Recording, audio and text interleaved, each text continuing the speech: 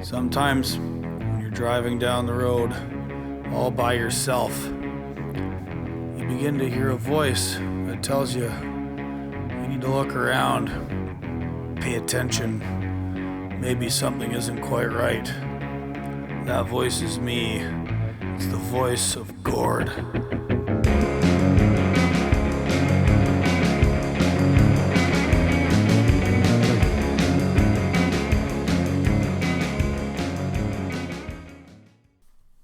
Hey everybody, how's it going? Been a little while again. Almost done the book. I've been very busy, and once again, I'm behind on getting podcasts out, especially this one. So in this show today, I interviewed a gentleman by the name of Raman Dhillon, who is the president of the North American Punjabi Trucking Association. Now, you guys all would have heard about that crash on August 12th. That was all over the news for about 2 weeks after dashcam footage of the driver went viral and information about this gentleman and how he arrived in America and how he got his license started to exit the entrapment zone of sort of Freight X and the trucking media and make its way out into normie newsland. Everybody lost their minds for a little while, caused a great deal of consternation. We saw responses from the highest levels of power. Secretary of State Marco Rubio, a short while after, canceled or paused the issue of work visas to anybody from outside the United States, specifically to come here as a truck driver. I spoke about this with my friends Shannon and Danielle and Justin on a previous podcast. You can go back and check that one out. But as far as my current guest is concerned, I recorded this back in June, before all this hubbub started. But even in June and in the last few years, the Punjabi trucking community has had a lot of focus on it, given their fairly deep penetration into the market in the United States and especially in Canada. And I wanted to get one of their guys on just to sort of be fair about things and have a nice chat about it. And I think this conversation was pretty good. I mean, short. I only had about 45 minutes with Mr. Dhillon. He's a pretty busy guy. And after the incident in Florida and all of the hubbub, I offered for him to come back on the show because I thought, awful lot of attention is being paid on his guys. And, I just wanted to ask him some questions about that, how he feels, what's he think about the situation that led to that horrific tragedy. And after 3 emails not being answered, I have to assume Mr. Dhillon is either extremely busy or he doesn't want to talk to me. I can't figure out which one, and I'm not going to assume. So, anyone who's listening to this in September when I'm releasing it, I'm very sorry I didn't get it out the door sooner. And I'm also a little bit, nothing I can do about the fact Mr. Dhillon didn't want to come back on the show to discuss more recent events. As they say, way she goes. As I said at the beginning, I'm almost done the book here. I'm working on the very last chapter now. Then there's going to be a couple of weeks of editing, and the manuscript should be submitted by the end of the month. And thank God for that. If I never write another book again, it'll be too soon. I hope you guys are all having a pleasant end of your summer. Kids are all back in school. Fall colors are starting to peek through the woods here around my house. And, winter is coming. I have a bunch of guests lined up here I've been building up over the time I've been writing. So I've got lots of people booked to come on the show. And, once the book is completely done and the manuscript is filed, I'm going to try and resume more regular posting of great conversations about the trucking industry and many other things. So thanks for listening. Pass this around. As always, feel free to tell me I'm wrong, tell me I'm crazy, make a suggestion, find a new guest for me. Any particular corrections or criticisms you want to send my way. Gordylocks@protonmail.com. That's always found in the show notes. If you're listening to this on some other podcasting platform that is not Substack, You will never miss an episode. You will never miss any of my written work or the written work of others. I share a lot of other people's work. You know, my friend Danielle, who's a great independent trucking investigator. Another fella named Rob Carpenter, who's going to be coming on the show here very soon, has been doing some great work on Substack. I like to share his stuff. Head on over to Substack, autonomoustruckers.substack.com. Smash that subscribe button. Never miss anything. Tell your friends. If you're a person of means and have some money, sign up for a paid subscription. I'm not going to make you. I like this value for value proposition, and I understand a lot of my truckers out there are feeling the pain because of some of the things myself and Mr. Dhillon are going to speak about. So, anyway, thanks for being here. Let's get to the show with Mr. Raman Dhillon of the North American Punjabi Trucking Association.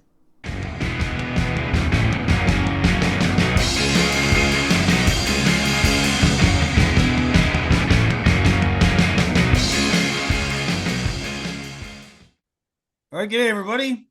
Welcome back to another fantastic episode of the Voice of Gord podcast. I'm Gord, and this is my voice. The other voice you're about to hear today is a gentleman. I reached out to him via email a few months ago, didn't hear back, rattled his chain again here recently after a very lively and informative interview with my buddy Alex Lockie at Overdrive Magazine. Found out some interesting stuff there, and we're going to dive deep about trucking and the particular community within trucking that my guest represents.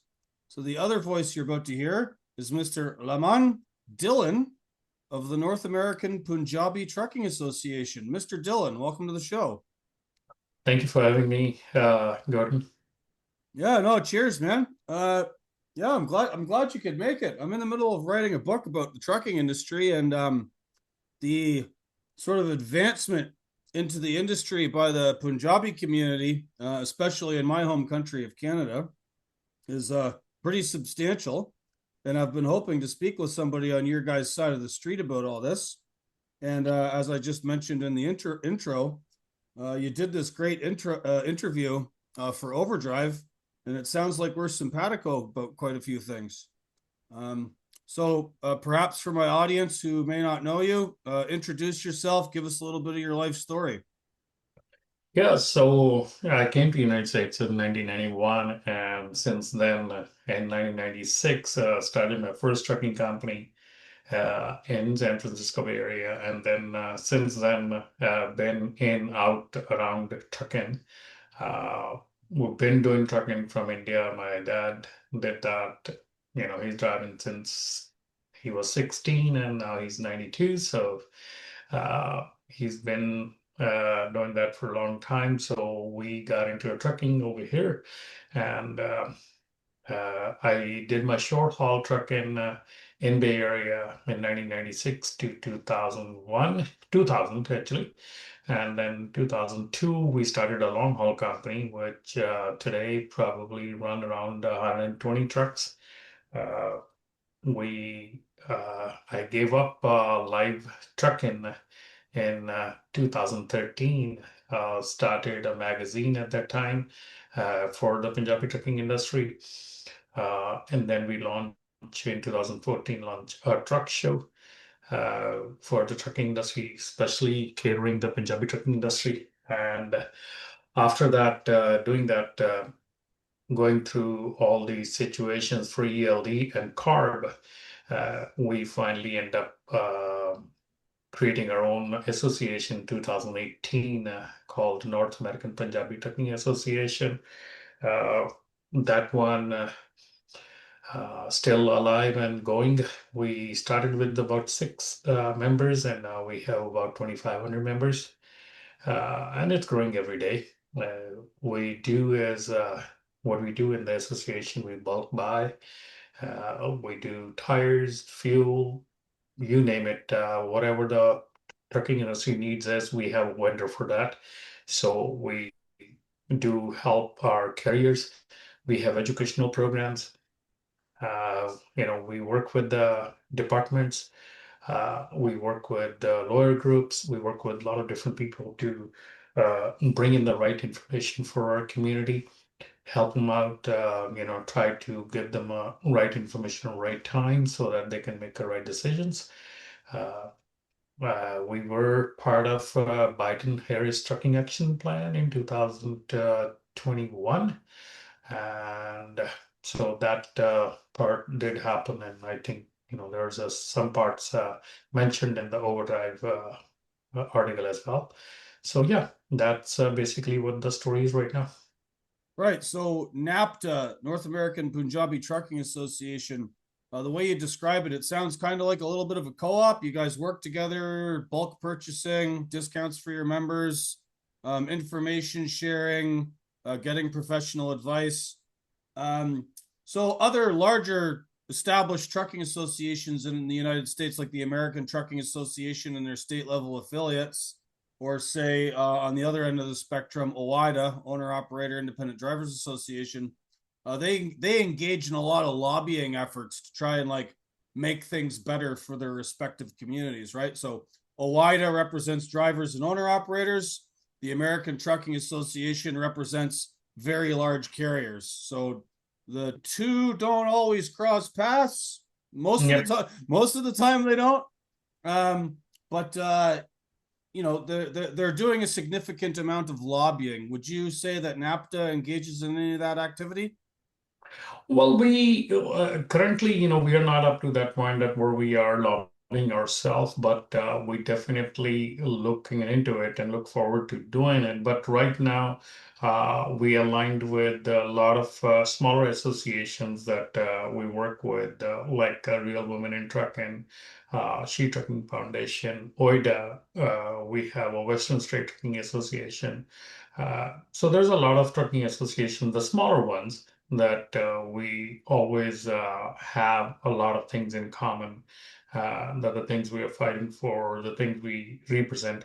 So definitely, the smaller associations are, aligned with each other, and whenever we have a chance through OIDA that they're doing something for the trucking industry, we do back up with our support. Right, very good. So you mentioned your father was a trucker back home in India, Uh-huh. right? And does he still live there, or has he joined you in the United States, or No, he came to United States in 2005, and since then he's the heir. He stopped driving before that, so he's here now. if you don't mind? I don't know basically very much about India at all. Other than very big country, high population, former British colony, got broken up, and then um, I think you guys are Punjabis, right, from the sort of northwest of the country. Yes. Um, and I'm not like India is sort of famous for lots of trains. You see these pictures, and there's like people standing on the top of the trains, and I'm just sort of curious, like the share of like say train freight versus truck freight in India, and what the sort of Indian trucking industry looks like back home. I think it's a pretty much the trucking industry all over is the same, but the standards of the trucking industry over there is not up to that point yet. The roads are not good yet. The comfort of the driver is not there at all. I mean, I went last year to India, and I was trying to compare in my head that when I was driving from Delhi to Punjab. Uh, I have seen truckers all the way across from Delhi to Punjab, and the standard of the living of the driver or the comfort of the driver in the trucks or on eating places. I mean, it's not up to the standard. I mean, it's very low standard over there still. Uh, Freight is fine. I mean, it's the same thing. It's, either go on a train or go on a trucks. It's okay. The population is so big so that, they have a lot of freight over there, but still the industry standards are very low. Right. And you mentioned driver comfort. So, um, like, what do they have like big bunks on their trucks like we do here with air conditioning, or no? No, not really. I mean, there's still those locally manufactured bodies. They're not the comfort like we got over here in the trucks. No, not at all. Not even close to it. Right. So moving to America and driving a Volvo is a significant step up. Huge. Okay. Right. Yep. So you're in San Francisco, you're now in the Central Valley. You move into NAPTA, you're representing, you say 2,500 members. Are most of your members like carrier owners, or is it drivers? Is it individuals? Like, what's the composition? So we have a drivers, we have owner operators, and we have a fleet owners. We have a driver, owner operator from single truck. We have companies all the way to 1,000, 1,500 trucks. So it's all kind of different mix in there. But mostly we have fleets and owner operators. Right. So there's Punjabi owned fleets now with 1,500 trucks. Oh yeah. Oh wow! I thought the regular American mega carriers were huge. Holy shit, that's lots of trucks. See, in America, the mix of the trucking is 94% trucking is 1 to 4 truck. Rest is the mega carriers. Right, but what they don't tell you though on that, well, it's not that they don't tell you. You got to dig into these numbers, right? So there's 94% small operators, small family companies, 6% big fleets. But the actual number of trucks on the roads, those big fleets own something like 45% of the trucks. And so that 94% small operators are only half of the trucks on the road. Yeah, Right. yeah, true. Right. That's yeah, this is all fun and very very interesting statistics. I'm glad to rehash them. Some of my audience will know that already, but um and you mentioned in India, so since there's been like uh fairly substantial penetration into the North American trucking industry of guys from the Punjab, the United States and Canadian media have paid attention to it to a point. Um, the sort of big mainstream media people usually don't know anything about trucking at all, and they kind of show their ass about that sometimes when they're talking, and we'll get a little further into that. But I recall there was a series of articles, and one of them was in the Los Angeles Times about the expansion of dabas, which I think are Indian truck stops. So like I haven't been to one yet. I mean, I do eat Indian food every once in a while, get some tikka masala or butter chicken, lamb rogan josh, something from the tandoor. I don't know what part of India all that food comes from, but like I have yet to be to a dhaba. So how does a dhaba look differently than a regular American truck stop? Dhaba is not a truck stop actually. It's just a small restaurant. It's like a country style little restaurant, not actually a truck stop. So the truck stop might have a dhaba in there, like might have a restaurant in there that caters Indian food. So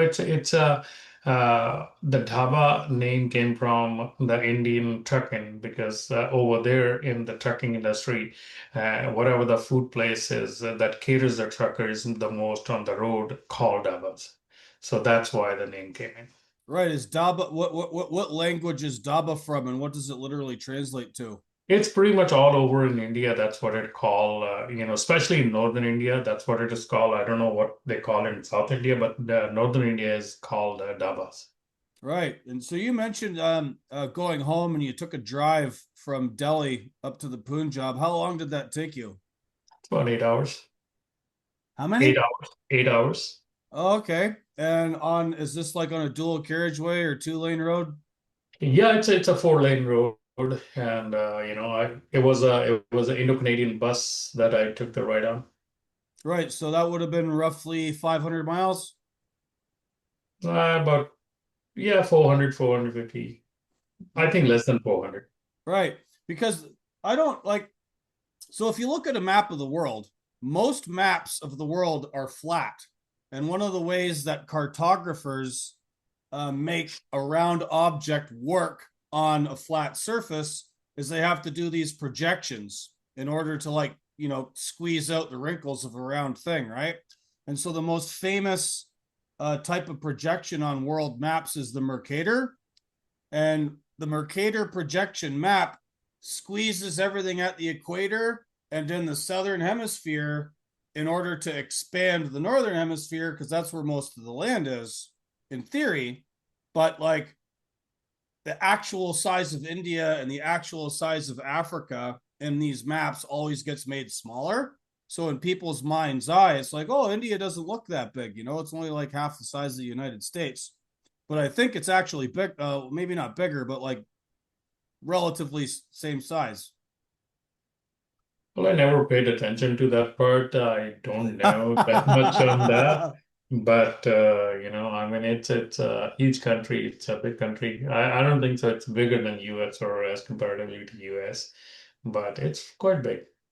All right, okay. Yeah, well, no, like I said, I'm just picking your brain because I've never been. A couple of my friends traveled to India, right? So like Um, when I was younger, I used to hang out with a certain, I don't want to say hippies, but just, people who were like backpackers and traveling around the world. And a lot of Westerners that go to India go to this place called Goa on the sort of west coast, a little further south, which I think at one point in history was like a Portuguese colony and has lots of nice beaches and stuff. And so the sort of, backpacker crew heads down there. A friend of mine from Toronto's been to India like 3 times, and so my somewhat limited knowledge of India is sort of gleaned through him. And then all the Indian guys on the road trucking here. And so on that note, your organization was approached to talk to Biden about this trucking action plan that I think most people in the trucking industry who aren't functionally retarded will understand did exactly the opposite of everything you guys told them and sort of didn't work out very well. So maybe you could tell us how you were invited, how the meeting went, and then what you told them. Maybe you could expand on what you told Alex. So it's almost like a year and a half long meetings that happened. We were approached by the administration and the DOT FMCSA to take part in that committee that was chosen to put together this Biden-Harris trucking action plan. So we worked almost like a year and a half on it and put together 13 or 14 bullet points that were taken out. So a lot of issues, a lot of problems that we brought in, starting from all these lease owner operators kind of thing for the big companies, driver shortage, driver pay, detention time. I mean, there's so many things that we raised in that meetings all year round that thought that it'll caught it and it'll catch their attention because uh, problems were there and we highlighted it several times. I mean, because everyone says the big the point is everyone tries to make is there's a driver shortage, and we told them, we said there's no driver shortage. It's just you don't the companies that you put on the top do not take care of the drivers properly. They do not pay them properly. They just take advantage of the people. A lot of people that the real woman in trucking, Desiree, she brought it in the point that all the people, all the women they brought in from domestic violence and from all those issues. Those women were abused within a first year in the trucking, and they left back again. So those are the things that are very important. And then when people they are all these recruiters, they go into these trucking schools and they recruit drivers from there saying that you're going to make a lot of money, you're going to do this, you're going to do that. In reality, they don't. They just stuck over there for weeks out in the field and doing all kind of work, and but they don't get paid enough. And on top of that, the abuse, on top of that, of hours, a lot of big trucking or every trucker is actually, you know, hurts big time for the detention time. because you go, the drivers only get paid when their wheels are rolling. Otherwise, they're sitting at the loading dock, unloading dock, waiting hours and hours and hours for the things, uh, and they're not getting paid on those things. So there were a lot of issues and a lot of problems that we put together in those bullet points and in those plans. But unfortunately, out of those plans, nothing worked. Nothing. We thought that, yes, they started working on broker transparency. They started the this leasing task force worked. They recommended something, never got implemented. New entry level driving training program was introduced, never implemented. So the problem is that the rules are there. It's not the rules are not there. Rules are there, but they just turn their eyes on it, turn away. It's not there, So they let the problem develop.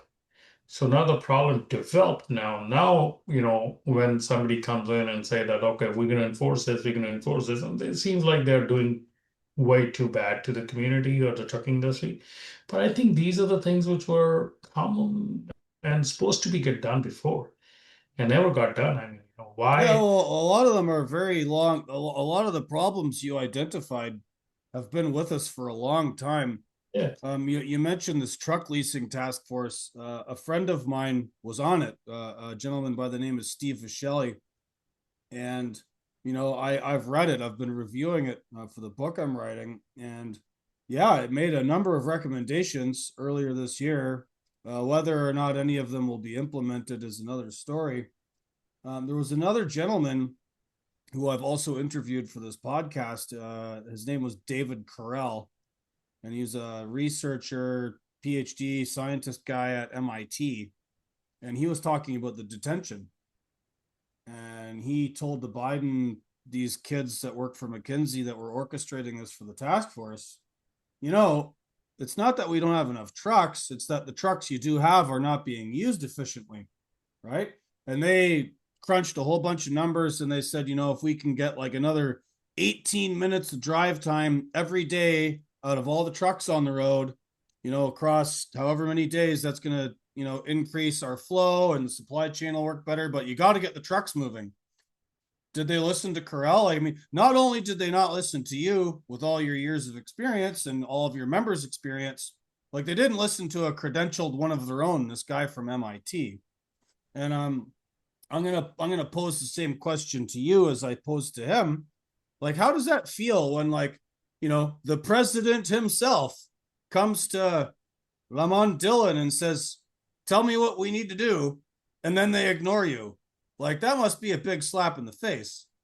It just feels like that, now it just feels like the things are done just for the sake of people saying, clapping, good thing, you know, it's not really done properly. I mean, even just if you look into the entry-level driver training program, the simple thing it says in there that, you get a training on a truck that you're going to be driving out there, truck or trailer you're going to be driving.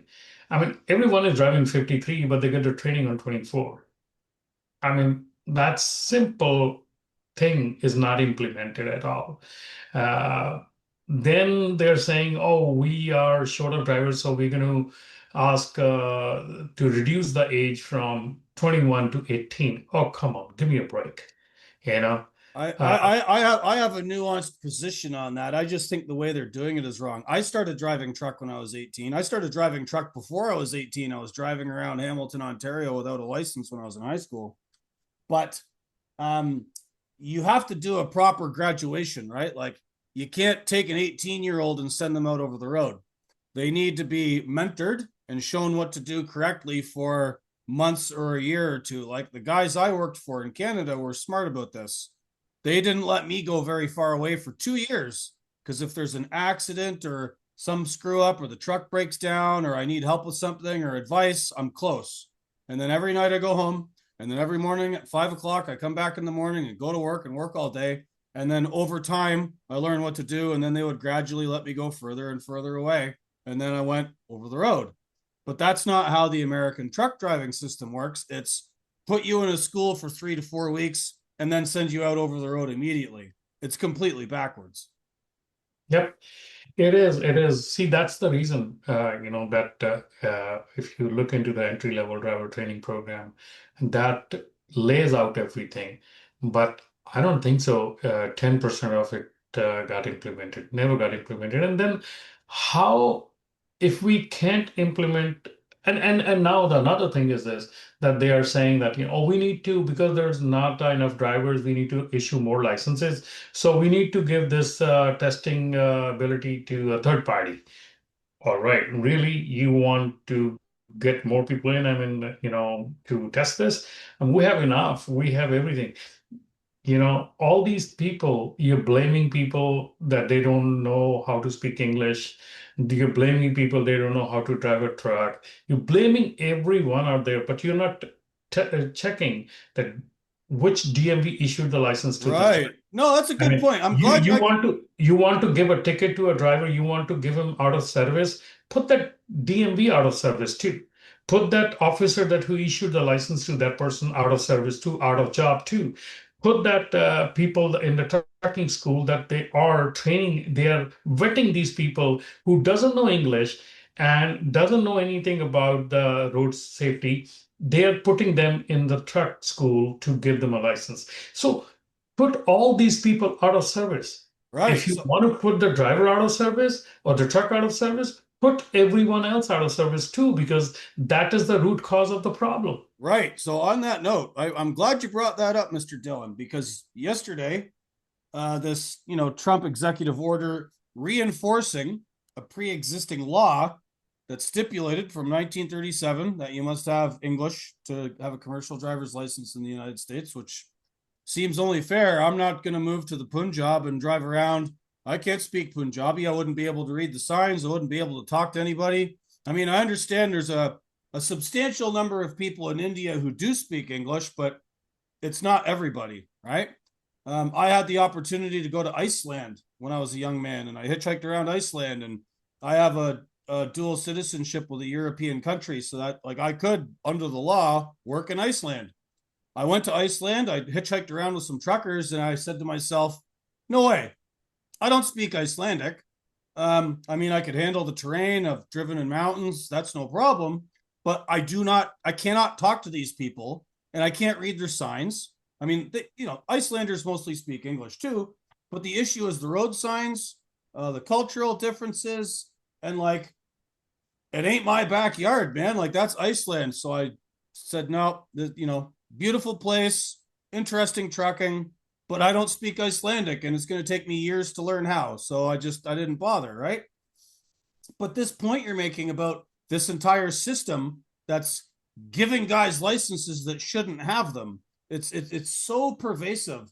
So there was the Florida, the cops in Florida busted DMVs taking, giving out CDLs on bribes.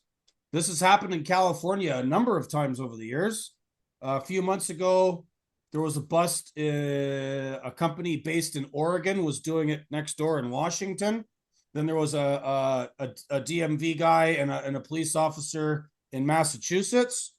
And then, pertaining to the Punjabi community, the CBC in Canada, right?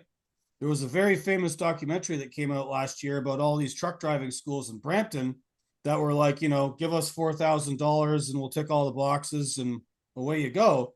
And like, why aren't all these people being shut down, right? Yep. And and on the Punjabi community, right? Like, so North American Punjabi Trucking Association, your organization, roughly how many of your members are from Canada?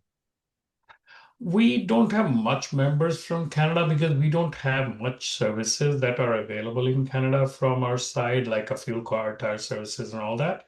But I think we have about 10%, not much. We have heavy presence on the West Coast. We have about 10% in Canada. We are getting a lot of requests from Canadian side to help them on a fuel cards and tires and a lot of things. But for right now, yes, that is the percentage. Okay, no, that tracks because Canada is about 10% the size of the United States. But there's a let's just say there's some cultural friction out on the roads between sort of, North American born truckers and then all these Punjabi guys and then all of our friends from Central America. And there's just all this weird stuff that goes on. And, you know, there's a meme now online. We just call them Brampton truckers because this one area of Toronto where there's all of these Punjabi trucking companies, and most people, broadly speaking, are reasonable about this. Hey, move to Canada, move to America, do what you can, work hard, learn the language, assimilate, go trucking. Most people probably wouldn't care too much if like the sort of, you know, mainstream path of doing this was followed. And it seems like it's not. Right? Would you agree with that? Yeah. Right. And so what a number of there's been a number of like media in Canada. There was another one that came out just the other day talking about in Canada, the Canadian Trucking Alliance, who I don't like, but that's besides the point. They complain about this problem they call driver incorporated, where a driver is not paid as an employee, they're contracted out service. And that in Canada, this is a big problem because then they don't pay taxes, they don't pay payroll taxes, they're dodging government stuff. And, they never come out and say it, right? And then they interview a lot of Punjabi truckers in Canada who were not like you or your dad truckers in India. They came to Canada on student visas. They came on these temporary foreign worker visas. And what they're trying to do is get permanent residency in Canada, but they don't have any connection to trucking. So they go to one of these schools in Brampton or maybe Surrey in BC, and then they get a license, but they don't know anything about trucking at all. And these companies take advantage of them. Hmm. Would I be incorrect in saying that the companies taking advantage of them are also Punjabis? Yes, of course. Yeah, that's absolutely 100%. And then we have the same issue in US as well. In California, that was the same issue about 7 years ago. It got a big old lawsuit, and then we had this law came out, AB 5 law came out that were they codify or they actually when you hire an employee or a owner operator, then you have to go through a ABC test that says that in the ABC test, the B prong says that if the hiring entity and the person you are hiring are in the same line of business, you cannot treat them as a you know A owner contractor. operator. You Yeah. have to have that as an employee. So trucking was not able to get exempt out of it. So basically, right now in US, especially in California, under AB 5, you cannot do that. But people do, yes, they do. People still take it, advantage of those drivers, and drivers too. They don't they don't listen. They think that they're going to save a lot on taxes, but actually they lose. They lose when they get unemployed. They lose when they get hurt. They lose when they die. So every single incident we have when the truckers lose the because see in California, if you're driving for a company and you're in W-2, they miss one of your check, you're screwed up. The company will screwed up big time over here because the labor department over there tear you apart. Labor department is so strong and so powerful in California that they will tear you apart. First, the labor department will come in, then the works comp will come in, then EDD will come in, then IRS will come in. They will take that company apart. So if you have one case of labor problem, and they will open up the whole company, they will see how many other cases are there. So there is an enforcement, there is rules and laws, and but the the sheer amount of massiveness of this problem is so big that it's not even, and then California also lags on enforcement big time. So I think that problem is big over here too. We had made the laws. Uh, it's been implemented. It's not that it's not, but they're getting to people one at a time.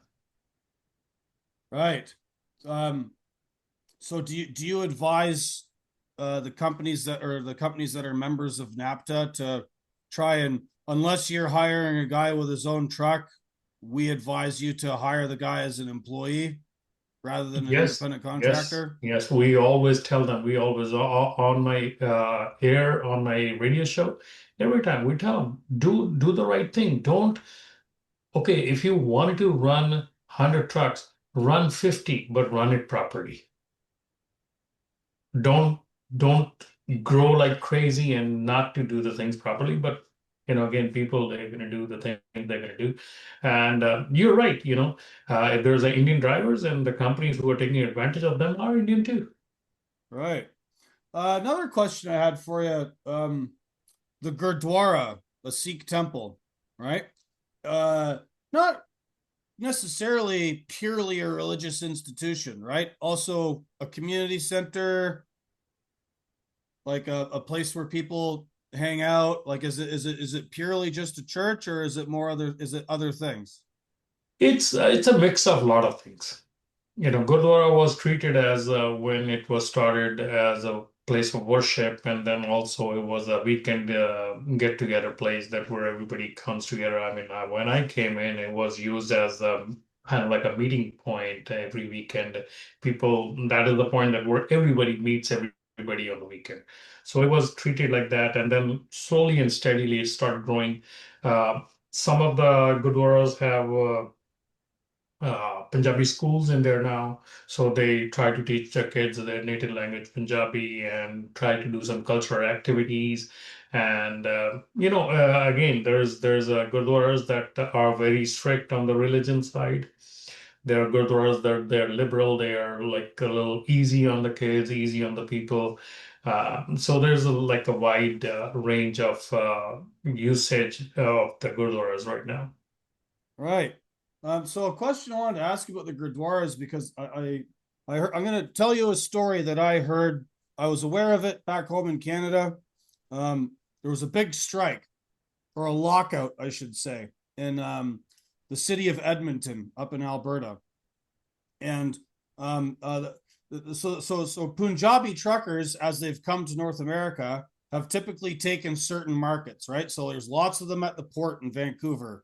There's lots in the Central Valley in California hauling refrigerated, and then there's lots in Toronto doing just about everything now. But one of the areas that they really excelled in was hauling gravel, so dump trailers, right?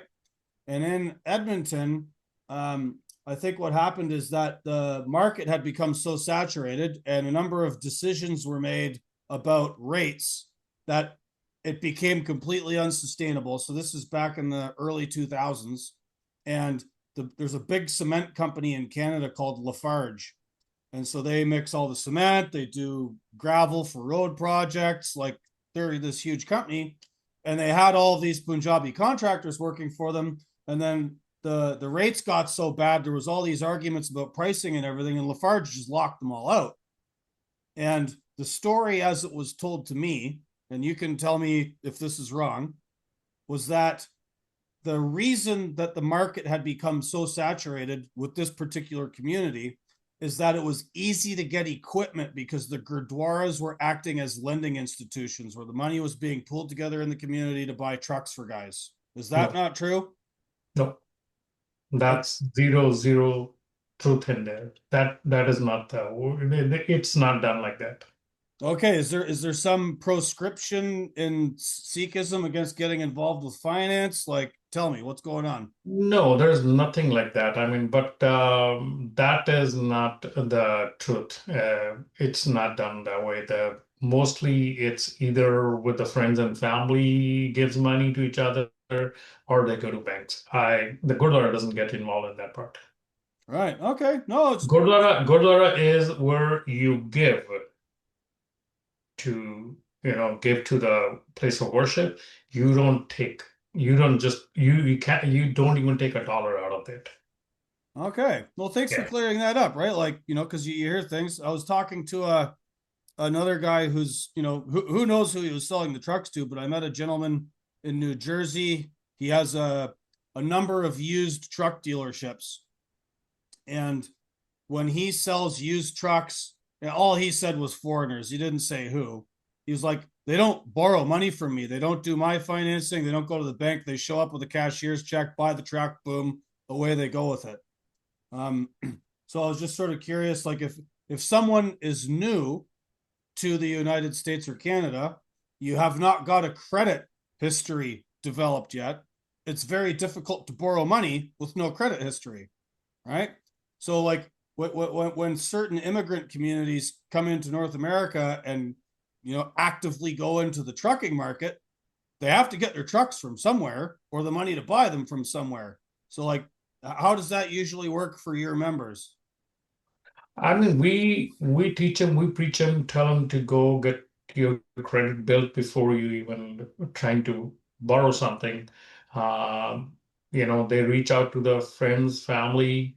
They some very little. I can say that they can bring money from India. They can probably sell their property, or their dad has a lot of money. They'll bring the money out over here. Uh, Other than that, it's just you need to build your credit and do it. I don't think so there's any other way to do it. Um, it's just not true that, those kind of things are happening now. We don't have those kind of things. It's just a purely friends and family that's, support each other. Right. So it's sort of a kin network where everybody helps each other Yeah, out yeah, and with yeah, finances. Okay. yeah. Cool. Thanks for that.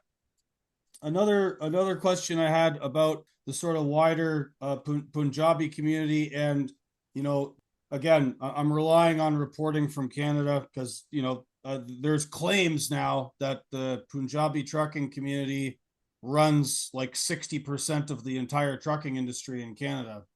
Mhm. Are those claims baloney or No, not really. It's I mean, whatever we are listening from Canada, that's what because I had a partners that when we started the magazine first time in 2013, I have a partners from Canada that they were in Canadian trucking industry for a long time, and that's exactly what they were saying. 60% on the East Coast and maybe probably 80% on the West Coast is run by Punjabis. Uh, that's what I heard from them, and that's basically what my beliefs were listening to all the media because there's no set numbers out there for the trucking industry, even for US. I mean, there's no set numbers that which community owns which, how much. So it's just a speculation. I think that's what they're doing. right? Well, it sort of backs up with anecdote, right? Like people out on the road, just everybody notices who's driving trucks, right? Yeah. But an issue in Canada, getting back to the student visas and these temporary foreign worker programs and whatnot, there was a claim made in a Canadian newspaper in 2019 called the Globe and Mail. It's the biggest newspaper in Canada. And they were investigating the abuse of these work visas, right? Like there's, in any field, in any part of the economy, there's always going to be a little bit of corruption everywhere, right? No matter what you do, where you go. And what they were finding was that there was recruiters actively working in India that were finding people, in the Punjab or wherever and saying, "Hey, I can get you a job in Canada." And then they would pay the recruiter, and the recruiter is working with immigration consultants in British Columbia. And then those immigration consultants would send those guys to a truck driving school and then to a trucking company. But the guy coming from India had no idea he was going trucking at all. He was just like, I'm getting a job in Canada, doesn't know what it is, shows up, doesn't speak English, goes to some, defective trucking school, and within a month, bang onto a trailer and head over to Toronto. Um, what do you have to say to that sort of program? Well, I mean, that's the same thing that we pointed out over here too, that, people, they come out across the border and they just get their permit in 2 months and then they get their license the next month. They never drove a car in this country. I mean, how can possibly that can be done? I mean, in Canada, at least, you cannot get a truck license until you drove a car for a year. In US, that is not even the picture. I mean, you can get the truck license even you never had the car license in this country, you never drove it. So I think that is one of our biggest issue over here too that we Is want that to. just California? Because each state's a little different. No, it's all over. It's everywhere. I mean, none of the states prohibits that thing. I mean, Utah is issuing a license left and right. I mean, people, they do their paperwork over here. They do the written test in California, and then they go do the drive test in Utah, because Utah has a third party tester. So they go and they get the license from there. So, I mean, those people who are getting their licenses like this, it's just disgrace, I'd say. I mean, a lot of people, they sometimes they even say to us that, we are against the community, we are doing this. I say, no, we're not against the community, we are for safety. This is a safety problem. This is not we're against the community. I mean, if let's see, if I don't know English, I would find a work that where I am able to work without that problem, that where I need to use English. Okay. Or another thing is to go learn, you know. So I mean, you go and you go and try to find a reception job at the hotel, a reception job at the insurance office. And if you don't know English, will you get a job? No, that's the basic. Right. Yeah. So yeah, If you're dealing with somebody out there that who speaks English, and your customers are speaking English the 90% of the time, then are you going to hire somebody that who only knows 10% of English? No. So why trucking? I mean, why we feel that this is just an open thing, that, oh yeah, yeah, we're going to end up in yeah, trucking. just put on Google Translate. We'll figure it out. I'm here in my office, not actually dealing with your life while you're out on the road. Yeah, that disconnection doesn't help. Yeah. So sir, I understand you have to go. Uh-huh. Um, I want to thank you very much for coming on. So you're at North American Punjabi Trucking Association. You also have a podcast as well. Yes, I do. It's a Punjabi Trucking 360. Right. I tried to listen to a couple of episodes and I do not speak Punjabi. Are any of them strictly in English?